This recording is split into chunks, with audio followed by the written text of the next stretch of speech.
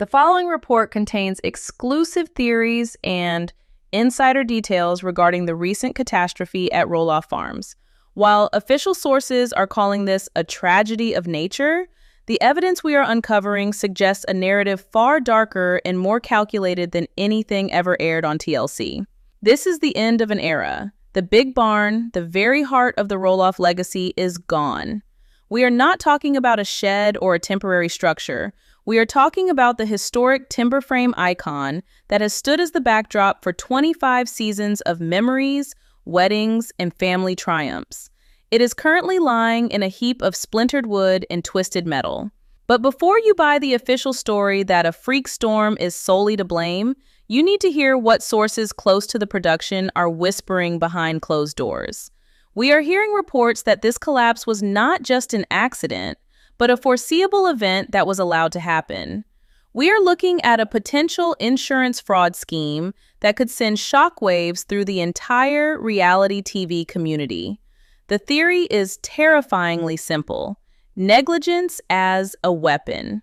Tonight, we are tearing down the caution tape to investigate the most controversial event in Little People, Big World history.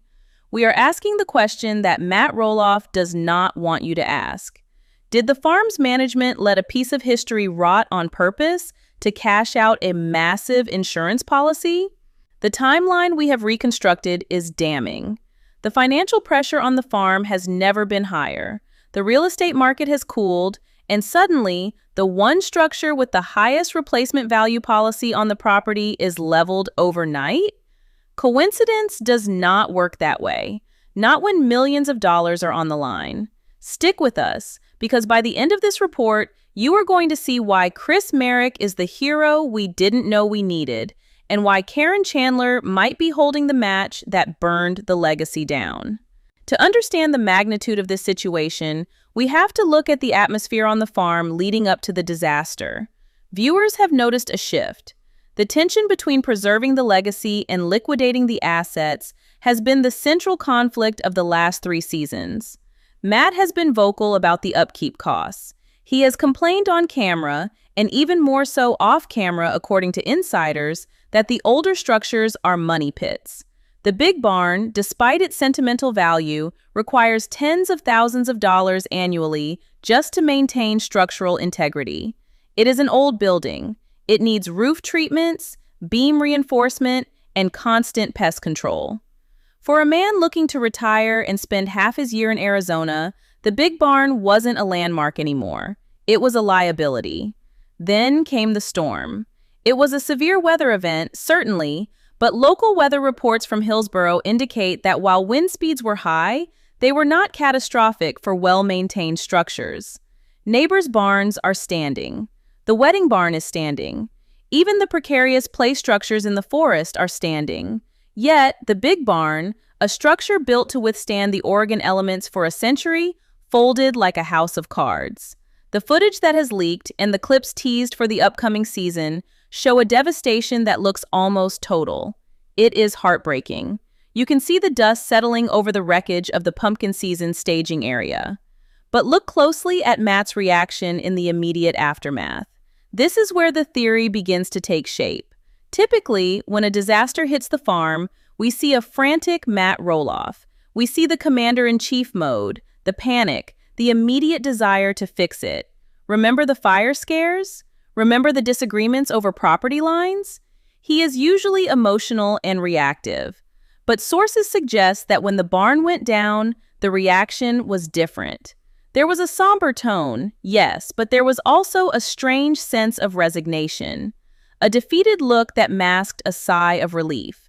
He was quoted on camera saying, "Nature took its course," a phrase that sounds philosophical but legally distances him from liability. It frames the event as an act of God, which is the golden ticket for insurance claims. This is where the narrative shifts from tragedy to suspicion. Insider rumors indicate that within 48 hours of the collapse, before the debris was even fully cleared, the conversation in the big house had already pivoted to the payout. We are talking about a policy that covers total replacement value. For a historic barn of that size, featuring custom milling and antique timber, The replacement value is astronomical. It is likely significantly higher than the actual market value of the standing structure. Basically, the barn was worth more dead than alive. If you are Matt Roloff and you are sitting on a property that isn't selling and you have a partner in Caryn who is eager to divest from the messy parts of farm life, that insurance check looks less like a tragedy and more like a winning lottery ticket. Enter Amy Roloff. If Matt is the opportunist in this theory, Amy is the intuitive protector of the past. Sources say Amy was absolutely devastated by the news. She doesn't live on the big property anymore, but that barn was part of her life for 30 years. It was where the kids played. It was where the business was built. When she arrived to see the damage, her grief was genuine. But her grief quickly turned to confusion. Amy knows that barn. She knows how over-engineered Matt likes things. She knows that Matt used to be obsessed with structural reinforcements. She allegedly made a comment that was caught on audio, asking, "How did the main beams snap? We just had those checked." That is the spark. That is the moment the official narrative began to crack. Amy's memory of the maintenance schedule did not align with the pile of rubble in front of her. This is where Merrick steps into the light. Chris has always been the quiet observer, the neutral party who gets along with everyone. But do not forget, Chris is a real estate agent. He knows buildings. He knows inspections. He knows what rot looks like versus what storm damage looks like. While Matt was busy meeting with adjusters and Caryn was consoling him with hushed conversations about moving forward, Chris was walking the perimeter. We have heard that Chris noticed something peculiar about the wreckage. The breakage points on the main support beams were soft. They weren't splintered from the sheer force of wind. They were spongy. That indicates long-term water damage. It indicates that the roof had been failing for a long time, allowing water to seep into the core of the timber, weakening the structure from the inside out until a stiff breeze was all it took to bring it down. The question then becomes, how did the micromanager of the century, Matt Roloff, miss a leaking roof? Matt, who notices if a pumpkin is placed 3 inches to the left. Matt, who has cameras everywhere. The theory suggests he didn't miss it, or rather, he wasn't the one managing it anymore. This brings us to the new power dynamic on the farm. Over the last year, we have seen Caryn taking a much more active role in the logistics and budgeting of Roloff Farms. She has been the voice of fiscal responsibility, constantly urging Matt to cut unnecessary costs. And what is the most expensive, invisible cost on a farm? Preventive maintenance on buildings that aren't generating year-round income. Here is the insider bombshell that is driving this entire theory. The maintenance logs. Every business, especially one as large as the farm, keeps records of contractor visits and repairs. Merrick, utilizing his background in property management and his natural curiosity, allegedly started asking innocent questions. He asked Matt who the last contractor was to service the barn roof. Matt was vague. He deflected. He said, "We've had so many guys out here, I can't keep track." That non-answer raised a red flag. Chris knows Matt keeps track of everything. Matt has a receipt for a nail bought in 1999. For him to be vague about the maintenance of the big barn is out of character, unless he is covering for someone. The tension is palpable. On one side, you have the future faction, Matt and Caryn. They are looking at the wreckage not as a loss of history, but as a clearing of the board. The debris is barely cold, and rumors are swirling that Caryn is already pulling up Pinterest boards and architectural renders. She isn't talking about rebuilding the barn. She isn't talking about restoring history. She is talking about modernization. She is talking about a clean slate. The insurance money from the barn collapse is estimated to be in the mid-6 figures, possibly more depending on the policy details regarding historic structures. That is enough cash to build something entirely new, something that generates passive income without the headache of farming. And this is where the plot thickens into what we are calling the glamping conspiracy. For months, fans have speculated that Caryn wants to turn the farm into a high-end resort, a glamping destination that requires minimal effort but charges premium prices. The big barn was in the way of that vision. It was a dusty, old agricultural building, but a modern, sleek, multi-unit luxury rental complex? That fits the Caryn Chandler aesthetic perfectly. The collapse of the barn wasn't just an accident. It was the demolition phase of a construction project that hadn't been approved yet. Chris Merrick is now operating as a mole within the family dynamic. He is feeding his suspicions to Amy, but he is playing it cool with Matt. He needs proof. He can't just accuse the grandfather of his wife's grandchildren of insurance fraud based on a hunch. He needs the paper trail. He needs to know why the roof was allowed to fail. The working theory is that the maintenance was not just ignored, but actively canceled.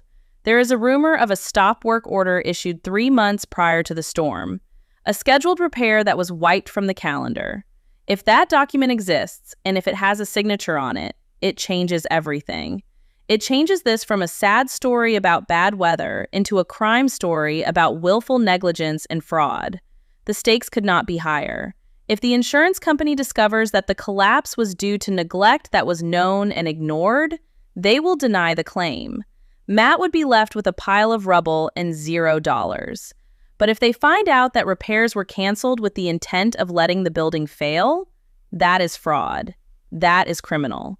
And as Chris Merrick digs deeper, he realizes that the person pulling the strings might not be Matt. Matt might be the face of the farm, but the signature on the checkbook and the voice on the phone canceling the contractors might belong to someone else. Someone who has been waiting for that barn to fall. The atmosphere on the farm is toxic. You have Amy, heartbroken and suspicious, feeling the ghost of the past being erased. You have Matt, anxious and defensive, perhaps realizing he has made a pact with the devil for a payout. You have Caryn, cool and collected, eyes on the prize, perhaps underestimating the quiet intelligence of Chris Merrick. And you have Chris, the outsider turned detective, realizing that he is the only one standing between the truth and a massive cover-up. As we move deeper into this investigation, keep your eyes on the background details of the show. Watch the interactions between Caryn and the farmhands. Watch the way Matt avoids eye contact when the barn is mentioned. The clues are there. The collapse was loud, but the conspiracy was quiet. And the evidence? It is sitting in a trash can in the main office, waiting to be discovered. As the dust settles on the physical wreckage of the big barn, a different kind of storm is brewing inside the farmhouse, and this one is entirely man-made. If the first phase of this disaster was about the shock of the loss, the second phase is about the audacity of the plan that is rising from the ashes. We are now entering the chapter of this saga that we are calling The Villain's Greed, and the details we have gathered paint a disturbing picture of what happens when sentimental value collides with cold, hard capitalism. While Amy Roloff is mourning the loss of a family landmark, and Matt Roloff is nervously pacing the floor awaiting the insurance adjuster, Caryn Chandler is reportedly doing something that has insiders absolutely baffled. She is celebrating. According to sources close to the production, Caryn's demeanor in the days following the collapse has been described as uncharacteristically upbeat. While the rest of the family is walking around as if there has been a death in the family, Caryn has been spotted on the property with a tape measure and a binder of architectural concepts. This is where the timeline gets incredibly suspicious. You do not just whip up architectural plans for a new development overnight. These things take weeks, sometimes months of planning. Yet, mere days after the barn fell, rumors suggest that Caryn was already pitching a vision for the site that has nothing to do with farming and everything to do with tourism. We have obtained information regarding a set of blueprints that were allegedly seen on the kitchen island, blueprints that Matt tried to shuffle away when cameras were setting up. These aren't plans to rebuild the historic barn. There aren't any plans for a new tractor shed. These are blueprints for what is being labeled a luxury glamping experience. We are talking about high-end, eco-friendly rental pods, a communal fire pit lounge, and a modern event space. The vision is clear. Replace the dusty, high-maintenance, low-profit history of the Roloff Farm with a sleek, automated, high-margin tourist trap. The big barn was the only thing standing in the footprint of this proposed project. Its existence was a roadblock to Caryn's vision of a retirement income stream. With the barn gone, the path is suddenly miraculously clear. This recontextualizes everything. It suggests that the insurance payout isn't just a safety net, it is the seed capital for Caryn's dream project. The total replacement value check, which could be in the range of $500,000 or more, wouldn't be used to replace the barn. It would be diverted to fund these luxury units. This is the classic switcheroo. You claim the money for the asset you lost, but you are under no legal obligation to build the exact same structure unless specified by a very strict historical clause, which the farm likely doesn't have. Matt knows this. Caryn definitely knows this. And this explains the look of defeat on Matt's face. He is caught between the history he built with Amy and the future he is being pushed into by Caryn. He knows that taking that insurance money and building glamping pods is the final nail in the coffin of the old farm. But he is too financially leveraged to say no.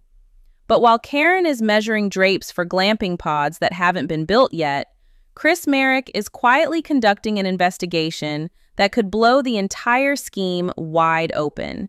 We have to give credit where credit is due. Chris is often portrayed as the goofy sidekick, but the man is sharp. He is a realtor. He deals with property inspections, disclosures, and liabilities for a living. He knows that when a building collapses, there is always a reason, and usually that reason is hidden in the paperwork. Chris has been spending a lot of time on the farm lately, ostensibly to support Matt. But sources tell us his real motivation is to get to the bottom of why the barn failed when everything else survived. Chris's investigation started with a simple observation that everyone else missed. He took a walk to the other structures on the property, the wedding barn, the machine shop, even the old mule barn.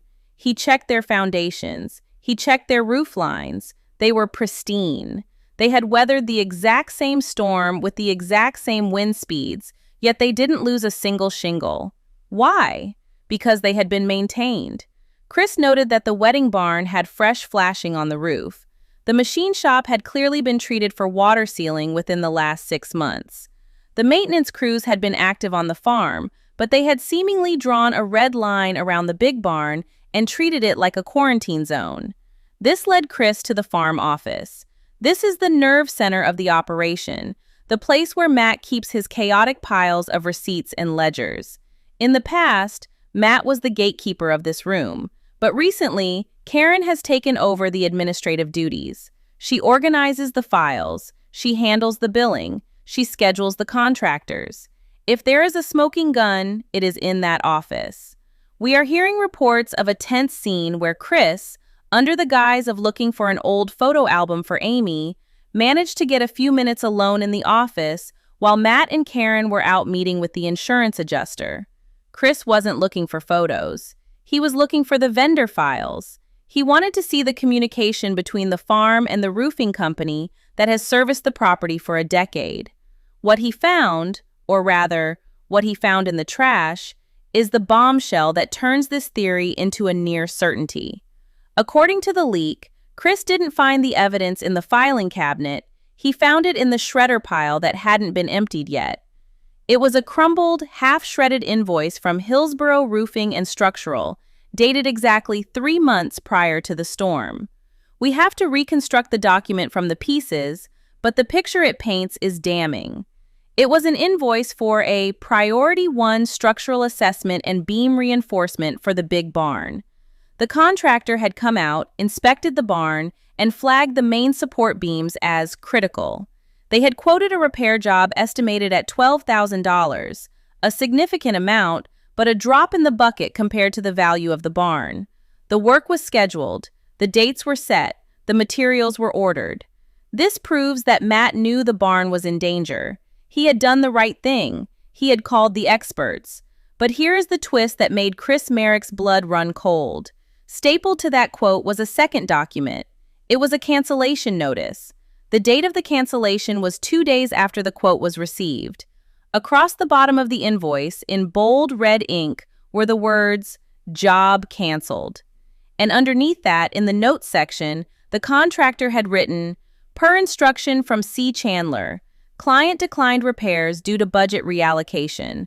Warned client of imminent structural failure risk. Let that sink in. Warned client of imminent structural failure risk.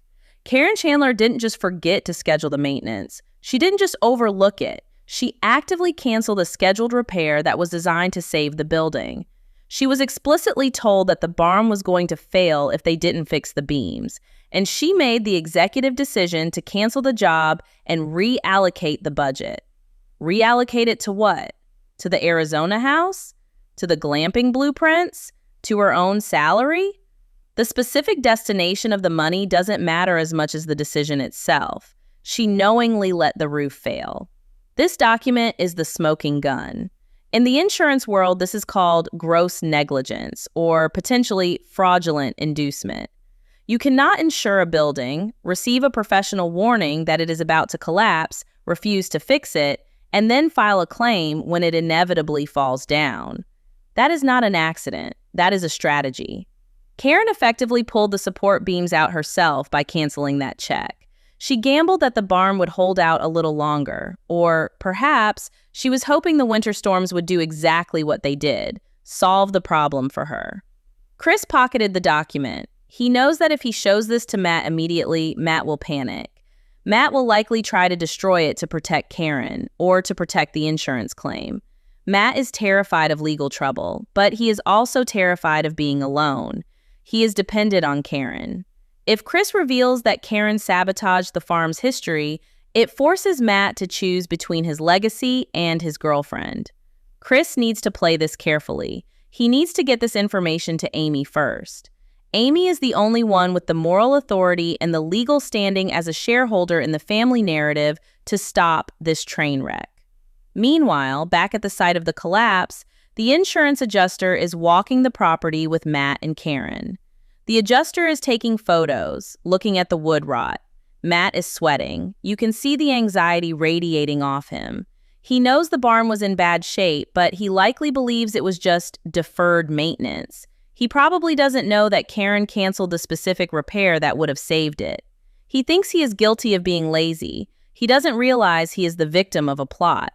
Caryn, on the other hand, is cool as a cucumber. She is playing the role of the supportive partner, holding his arm, nodding at the adjuster, probably asking how quickly the check can be cut. She thinks the evidence is gone.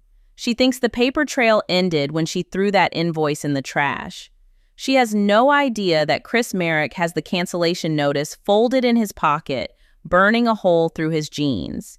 The tension is building to a breaking point.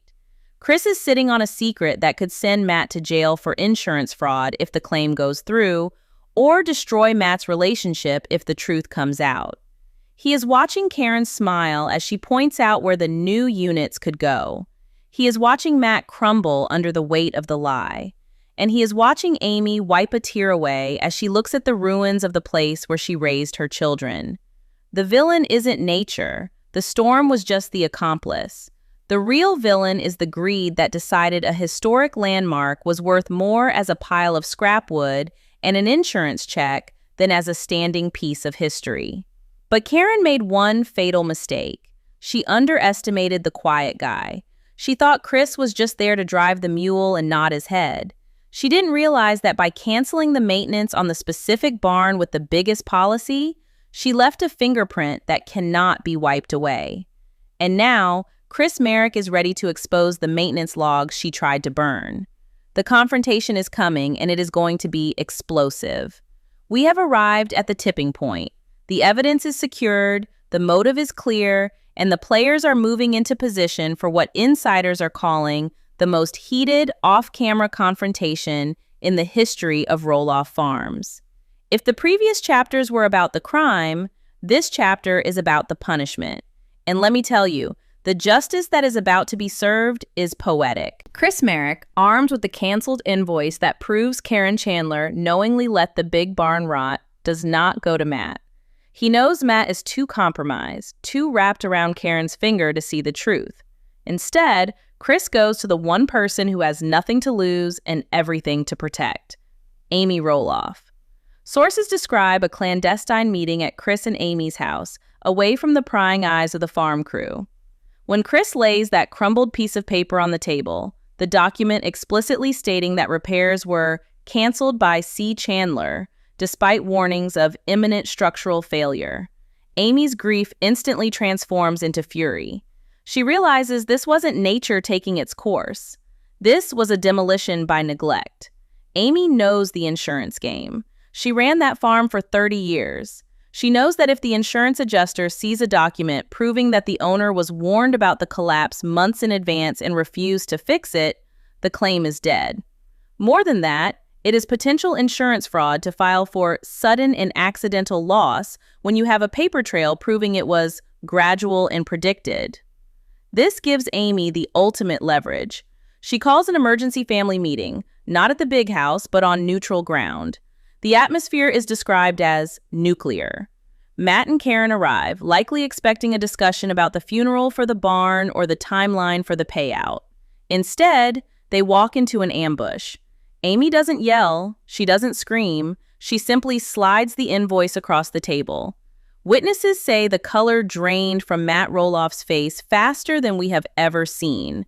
He looks at the paper, then he looks at Caryn. For the first time, the blinders come off. He sees the canceled stamp, he sees the date, and he realizes that while he was stressing about money, Caryn was making executive decisions that just put him in legal jeopardy. Caryn's reaction, according to rumors, was defensive. She allegedly tried to spin it as a tough budget call, claiming they were saving money for other projects and didn't think the storm would be that bad. She tried to minimize the imminent failure warning as just contractor upselling, but Amy wasn't having it. This is the moment where the glamping conspiracy falls apart. Amy reportedly drops the hammer. If you file that claim for total replacement value to build your luxury rental units, I will personally send this invoice to the insurance adjuster. I will testify that this was negligence. This is the checkmate. Matt is terrified of two things: losing money and going to jail. The threat of an insurance fraud investigation is his worst nightmare. He knows Amy isn't bluffing. She is protecting the legacy of the farm. The dynamic in the room shifts instantly.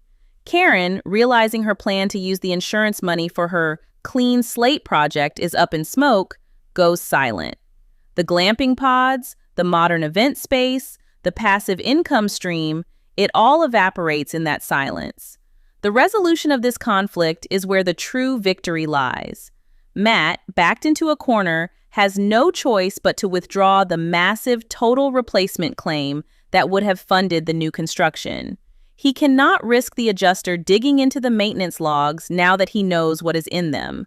Instead, to avoid suspicion and to appease Amy, he creates a new narrative. He announces that they will not be replacing the barn with something new. They will be rebuilding the historic barn exactly as it was. This is the ultimate punishment for the greed we saw earlier. Rebuilding a timber frame barn using traditional methods is excruciatingly expensive. It costs far more than a modern steel building or a set of glamping pods. And because they can't use the full total loss insurance payout without risking the fraud investigation, the money has to come from the farm's operating profits. This hits Caryn exactly where it hurts: the bank account. Instead of a windfall of cash and a new business venture, she is watching hundreds of thousands of dollars being poured back into a dead asset just to restore the status quo. She has to watch the farm spend its reserves to fix the very thing she tried to destroy. We are hearing that blueprints for the glamping site have been shredded. The contractors who were on standby for the quote-unquote modernization project have been let go. In their place, specialized timber framers are being brought in to replicate the 100-year-old joinery of the original barn. Matt is spinning this publicly as a, quote, labor of love and a dedication to history. But insiders know the truth. He is rebuilding it because he has to. He is rebuilding it because if he doesn't, Amy blows the whistle. The footage we are seeing now, in the aftermath of this secret war, shows a very different dynamic on the farm. Matt looks exhausted, overseeing a construction project he didn't want, paying for it with money he wanted to save. Caryn appears distant, her influence significantly checked. And Chris Merrick? He is back to being the quiet observer, but there is a new respect for him in Amy's eyes. He saved history. He stopped the erasure of the Roloff legacy.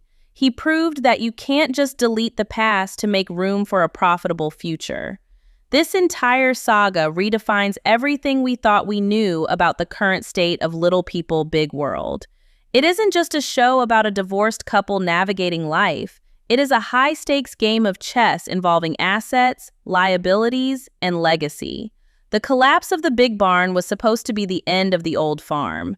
It was supposed to be the catalyst for the, quote, new Roloff era of rentals and resort living.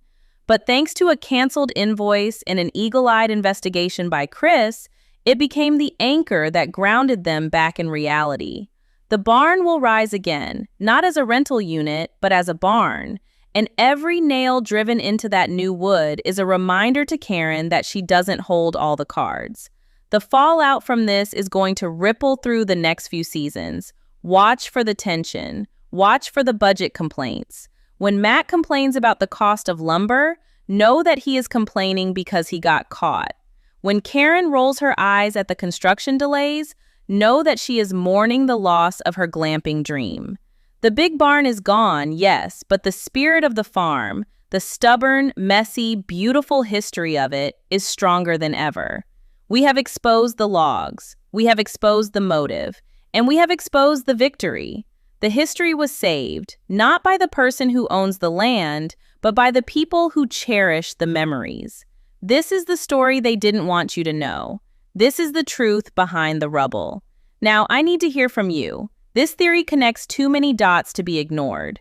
Do you think Matt was in on the plan from the beginning, or was he truly blindsided by Caryn's decision to cancel the repairs?